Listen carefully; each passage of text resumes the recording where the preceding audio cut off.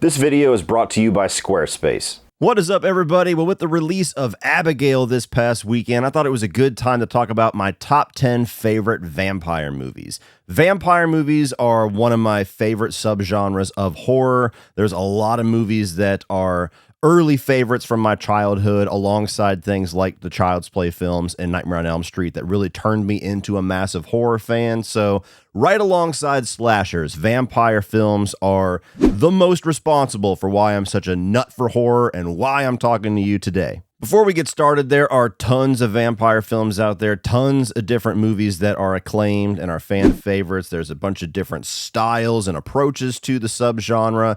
You're going to find out very quickly that my favorites very much lean heavily on the more fun vampire films, not so much the dark, serious, or the historic or gothic side of things. So please let me know your top 10 vampire films down below. I'm sure they're going to be wildly different than mine. And if you haven't seen any of these movies, I highly encourage you to watch all of these top 10 that I'm going to be talking about. Coming in at number 10 is going to be a movie called Let Me In. And this is an American remake of a film called Let the Right One In. I'm sure the vast majority of you watching much prefer Let the Right One In. And I totally understand that. If you want to check out a video, 31 on 31 Creatures of the Night, where me and some friends ranked 31 vampire and werewolf films, a number of which I'm going to be talking about again on this list, I get into my thoughts on Let the Right One In. And while I really like and respect that movie, there's just elements of Let Me In that I personally prefer. But I understand I'm on an island with that. Let Me In is directed by Matt Reeves, one of my favorite working directors today. And essentially, it's telling the story of this vampire that is a child. It's Chloe Grace Moretz. And she forms this connection, this bond with this very alone and bullied boy, Cody Smith McPhee.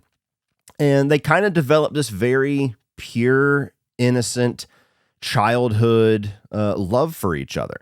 I mean, you could argue that there's a little bit of a nefarious motivation there on Abby's part because she needs somebody to help take care of her. Not that she doesn't already have that, but this version, I think, focuses a little bit more on that innocent love side of things, where Let the Right One In is a much more darker and bleaker and a lot more fucked up take on all of that, which again, I understand if you prefer that.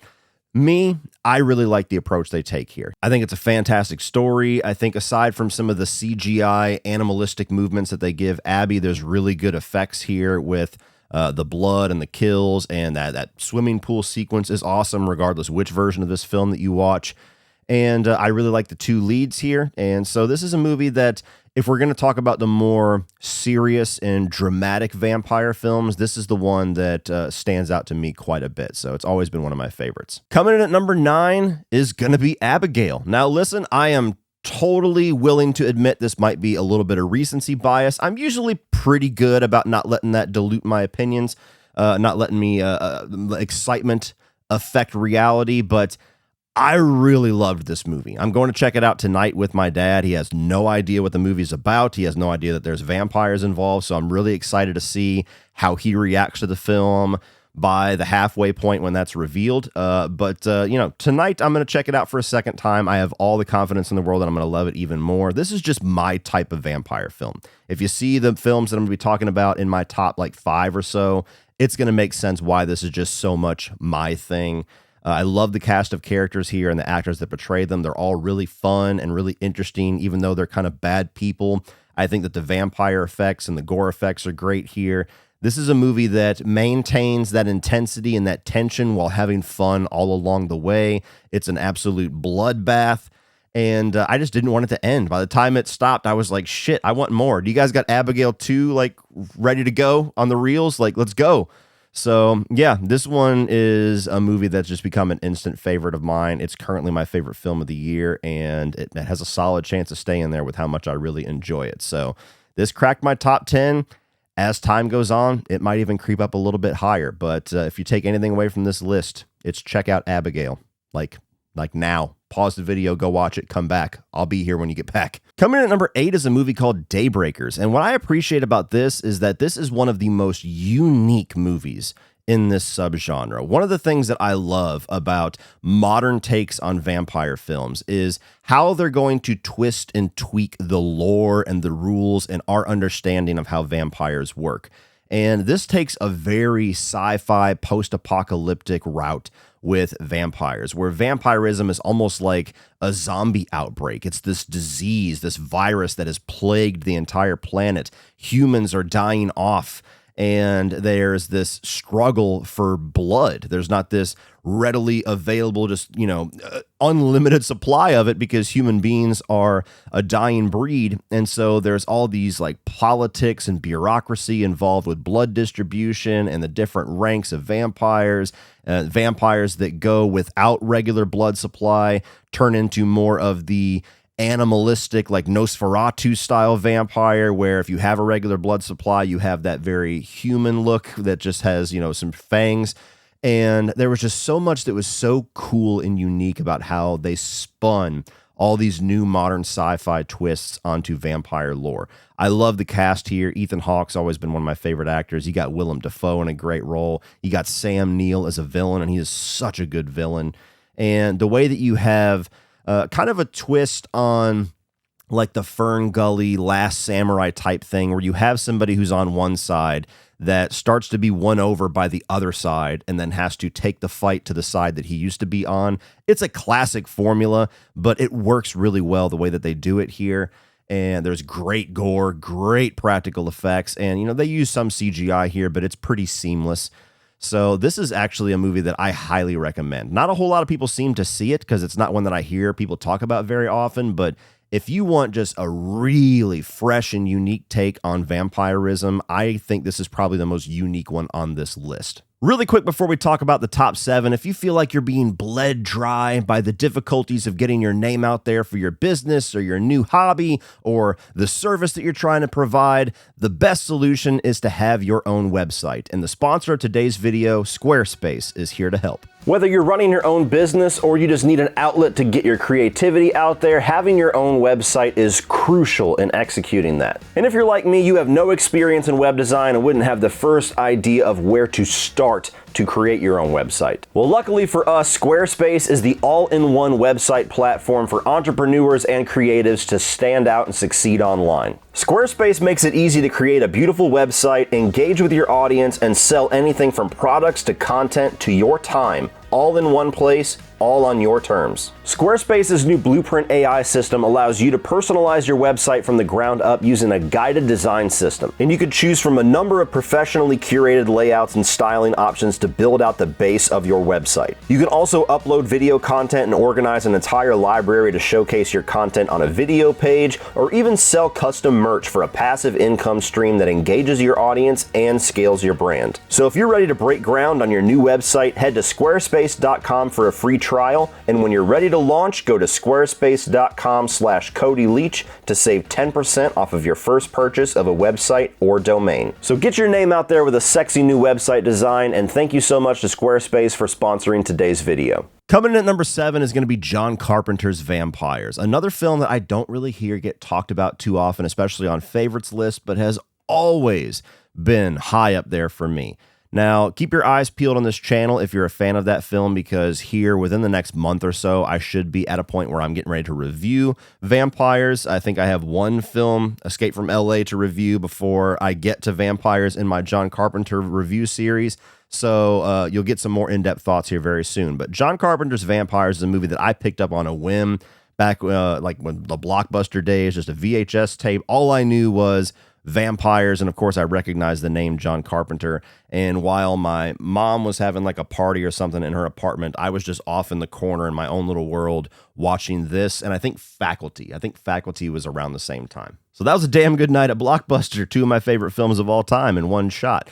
But John Carpenter's Vampires very much takes kind of the Western approach to vampires. You have a group of hunters led by James Woods, who I think is awesome in the lead role here. I think that his attitude and his charisma and his sense of humor is just perfect for a role like this in Jack Crow. And they go to wipe out this nest, trying to find the head vampire, the one that started it all. And as they're celebrating the nest that they just cleared, the head vampire shows up, slaughters the entire team, save for James Woods and one of the Baldwin brothers. And now they have to survive and take the fight to this head vampire, played by Terry Silver himself, and try to stop this guy's plan to become a daywalker, to become impenetrable, to become undefeatable. And there's just so much style in this. You have that old school John Carpenter simplicity here. You got a really cool score that kind of has that rock and roll plus Western vibe to it. The gore is just off the wall here. I mean, especially for the time, this was one of the goriest vampire films that I had seen up to this point. I think the characters are a lot of fun. Thomas Ian Griffith is absolutely awesome as the villain here, Valak. I've loved that guy for a long time. I am a Karate Kid Part 3 defender, but as much as I love him in the role of Terry Silver, and now that they brought him back into Cobra Kai, when I think of this actor, when I hear his name, the first image that pops into my head is Valak. So that's how much of an impact he made. I just really like the style of this film. So if you have not seen it, I highly recommend it. Give it my seal of approval. Don't waste any more time. Check out John Carpenter's Vampires. Coming in at number 6, we're sticking with the vampire westerns with a film called Near Dark. And this is directed by Catherine Bigelow, who went on to do things like my favorite film of hers, Point Break, and then more Oscar-worthy stuff with The Hurt Locker and Zero Dark 30, probably the ones that she's most well known for. And this was either one of or her first film back when she was with James Cameron, I believe. And this movie has a really cool style because it plays very coy with the vampirism stuff. They never say vampire. They never outright spell out the rules or how things work here. You just kind of go along this journey figuring out or knowing that they're vampires and just accepting it for what it is. Like, this is not a very overt vampire film in the ways that many of these other films are. You have this kid that gets drawn in by this girl. He's like allured to her. She bites him, and then the group of people that she is with, these rebels, pick him up and are trying to basically see if he can be indoctrinated into their group, if he will go along with their rebel without a cause style, if he will take a life. And there's just so many cool sequences in here, so many great characters. I mean, you got Lance Henriksen as the leader here, and he went as far as to like develop his own backstory that the movie didn't even call for, to get super into character, with him being like a Civil War soldier that was bit back during the war. And there's even a story that he tells, I think it was on the DVD commentary, where him and maybe even Bill Paxton was with him, were so in character during the shooting of this film that they got pulled over one night after a shoot, and they were so just in the mindset of vampire of this character that the cop almost pulled a gun on him because they were just freaking him out. Bill Paxton, as I just mentioned, this is probably his most fun role, which, I mean, that's a tall order because he's always pretty fun, especially in the 80s. But as Severin here, he is the standout character. He's the one that's got the best one-liners, the one with the most personality, the one that just pops on screen so much. And I just really like how subdued and how subtle this movie is with the vampire stuff. You know, it's not, as I said, a movie that's like overtly trying to advertise itself as a vampire flick. It's kind of more of a Western with vampire elements in it. So very unique, very cool, and always been one that I love rewatching. And to be honest with you, if they just concluded the film a little bit better, there's kind of a bullshit easy solution that pops in out of nowhere at the end of this film. This might be a number of spots higher, but I always get bothered by like the last 5 minutes. I'm like, oh, that's bullshit. Come on now. Come on. Coming in at number 5, we got From Dusk Till Dawn. And I will always have a special place in my heart for this film for the memories of seeing it for the first time. So this came out in 1996. I was only 6 years old. And, you know, my dad was a single parent. I had watched horror films since I was 4. And so he knew I loved vampire films. And so he took me to go see this because the film was just advertised as being kind of this rowdy little vampire action flick. No clue how adult this movie was going to be with the language and with some of the things that are discussed, and then them eventually going to a strip club and just being a full titty fest for like a good 10 to 15 minutes. So I have very distinct memories of being in the theater and my dad just like covering my ears and my eyes like every 15 seconds. And I'm like, what do you, stop, I want to see. All right, pussy, pussy, pussy, come on in, pussy lovers. We got white pussy, black pussy. That, and we had the official soundtrack because my dad loved ZZ Top and Stevie Ray Vaughan, a lot of people that are, you know, filling out the soundtrack of this film. And like the old school 90s soundtracks, every other track is like a little snippet from the movie. And so there's all these like really dirty adult lines in the soundtrack in between these songs.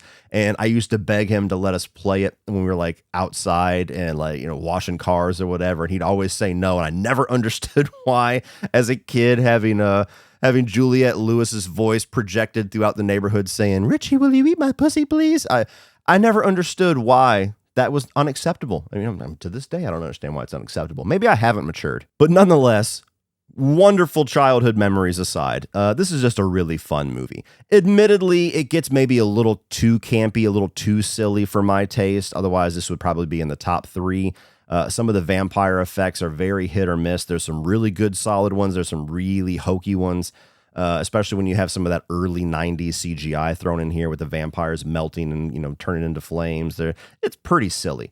But this is just an absolute blast of a film. You got half of the movie that is very much like this Quentin Tarantino written crime thriller with 2 awesome characters. Tarantino playing one of them and actually doing a really good job at being creepy as fuck. And then George Clooney in by far his coolest role ever. And then the second half of the film is just a full-on vampire romp. And it's just a really cool movie to check out. And if you have somebody that you know likes these types of movies but has never seen From Dusk Till Dawn, has never heard of it, has no idea that second act twist is coming, do yourself a favor, sit them down and watch it with them. Because I watched this movie with my wife and she had no idea where things were going. And the moment that vampires came out, she was like, "What the fuck?" It was so much fun to see her reaction to that. So yeah, this is one that, despite its flaws, just the fun factor and my childhood love, childhood nostalgia outweighs all of that so much. Coming in at number 4, we have Blade, and this is one of, if not the coolest movie character of all time. Like, Wesley Snipes as Blade just permeates cool. There's just something about his attitude and the look and the sunshades and the attitude in his voice and the one-liners that is just like, I wish I was half that cool. I just want to strive to be Wesley Snipes as Blade.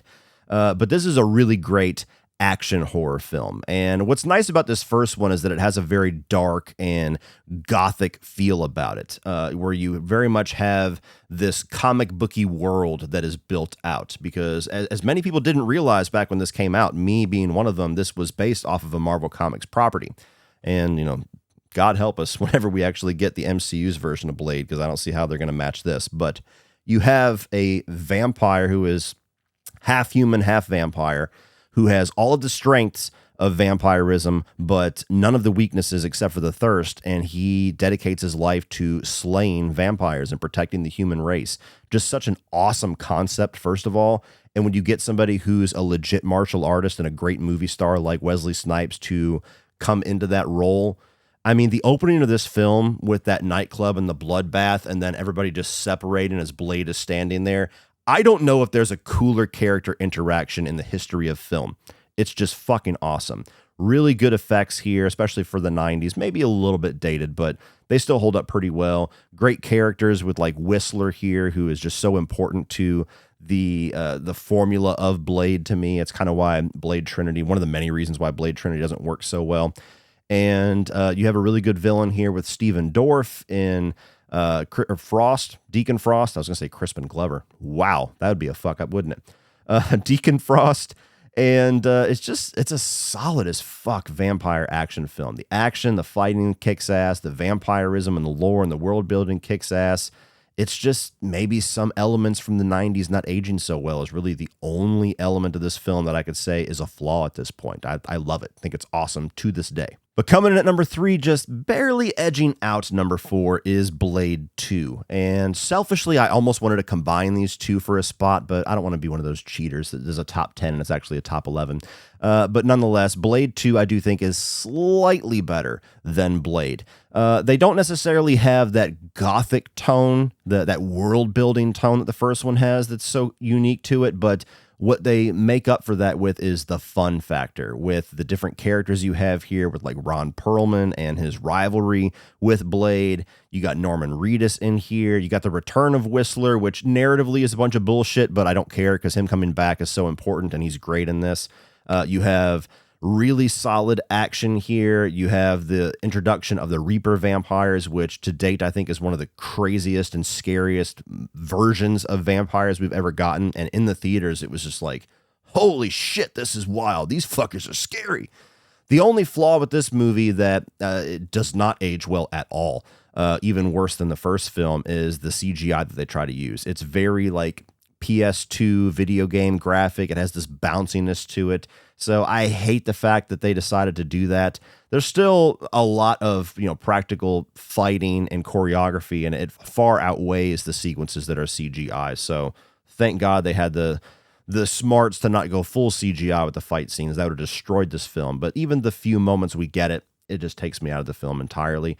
But regardless, Blade 2, whichever one you prefer, whichever one you decide to check out, you can't go wrong with either of these two. They're among my favorites of all time for a reason. It's because they're fucking awesome. Coming in at number 2 is going to be the original Fright Night. Now, it's not on this list, but I actually think Fright Night Part 2 is a solid as hell sequel, and the Fright Night remake is one of the best remakes too. So this is a really great franchise. I wish that we would get more of these because I think there's a lot of things we could do with it. But nonetheless, the original is the best and will continue to be one of the best vampire films of all time because it just has such a unique blend of style where it appeals to a lot of like the old Hammer horror style and the old, TV hosts nostalgia, where you have Peter Vincent going through all these little adventure films against vampires and werewolves and all these other different little creatures of the night. And then you have a very distinct 80s style in this as well, with the soundtrack, with the characters, with the outfits, with the colors of the movie and everything. So this is just such a really cool blend, almost like how Back to the Future is distinctly 80s and distinctly 50s at the same time. This is very much the same thing with a vampire film. So that is great. You have really good characters here with Charlie Brewster as your protagonist, and then you have Peter Vincent here as the skeptic, the guy who's supposed to be the expert, but he's actually just kind of a burnout dickhead, and then he has to rise to the occasion of actually being the person that he is portrayed on TV, which is a great story arc. You have Jerry Dandridge, played by the great Chris Sarandon, who I would say goes down as number one best vampire, coolest vampire villain in history. This guy just has so much style and charisma and charm that you understand why he just easily lays waste to everybody and he draws everybody in with that old school vampire seduction. And I like how old school the rules are with this one too, with the vampire having to be invited into the house. And there's even some really cool, wacky ways that Tom Holland brings a unique style here with like werewolves kind of being in here at one point, and how the bats and like all these very crazy wild styles that are old school, and yet he brings, at least at the time of the release in the 80s, a modern twist to them. It's got a really nice sense of humor. Like, I would categorize this as a horror comedy, but it's a horror comedy that never loses sight of the horror, which is a very difficult thing to do. Fright Night is just one of the greatest films of all time. Absolutely love it, and it almost breaks my heart that it's at number 2, but there's just one that I love more. And which should be absolutely no surprise to anybody that has watched me for even a week. Lost Boys is my number 1. This is one of my favorite films of all time. This is a movie that very much shaped me as a movie fan as a young kid. It's a movie that I continue to rewatch at least once a year and continued to love it just as much to this day. A couple years ago, I took my kids to go see it in theaters for the first time, and that was awesome. I got to introduce my buddy Sean Chandler to it because he waited until he was 40 before he watched it. I'm never letting you live that down, Sean. So did I enjoy it? Yeah. Was it interesting? Yeah. Do I fully understand it being your favorite movie? No. Sorry. And this is just something that everything about Lost Boys is why I love vampire films. Everything that this film achieves is the type of vampire film that I love to see. It's part of the reason why I got so even more excited for Abigail when I interviewed Radio Silence and asked them, like, what vampire film of your favorites that influenced your style on Abigail the most? And they both said Lost Boys, like, immediately, very confidently. And I was like, good, that means I'm going to love this. And I did. So having a very distinct 80s style, just like with Fright Night, is something that's just unlimited cool here. I mean, even to this day, it doesn't age poorly. Like, it ages gracefully because of the coolness here with the saxophone player, Tim Capello.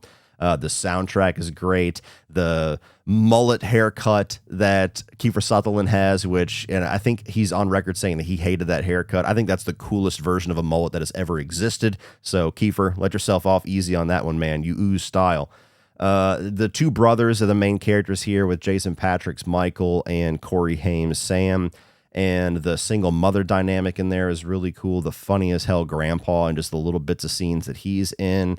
And what I love about this one, just like with Fright Night, is that this is distinctly a horror comedy. This is a horror that has a lot of comedic moments and has a lot of fun characters and has a fun style and isn't taking itself too seriously, but never loses sight of the intensity or the horror or the tension. There's genuinely creepy moments here. There's genuinely threatening vampires. Like, they look scary whenever they are taking out those people in that little bonfire. They look scary when they are coming out of the shadows whenever they descend in these people's house in the third act. And so it's just a movie that, to me, gives you everything that you could ever want from a vampire film. And I had the pleasure of meeting Kiefer Sutherland and Jason Patric just a couple of months ago. Got a picture with them, got some stuff signed. So I have like a Lost Boys shrine over here in the entrance to my studio that is a very welcome addition to this room. I just live and breathe this movie. It will always be my favorite. And I often say, alongside John Carpenter's The Thing, that this is my favorite horror film of all time, because it is. It means that much to me. So it's easily my number one. Well, that's it for this one, guys. If you enjoyed that, please click over here for all of my 2024 new release reviews. I'm also going to put that 31 on 31 Creatures of the Night video up here, where we rank 31 vampire and werewolf films. A number of them are repeats from this list, but most of them are not. So please check that out if you like this subgenre. Like, share, hit that subscribe button, and be sure to check out Squarespace in the video description below as well. And as always, remember, opinions are like assholes, but that doesn't mean you have to be.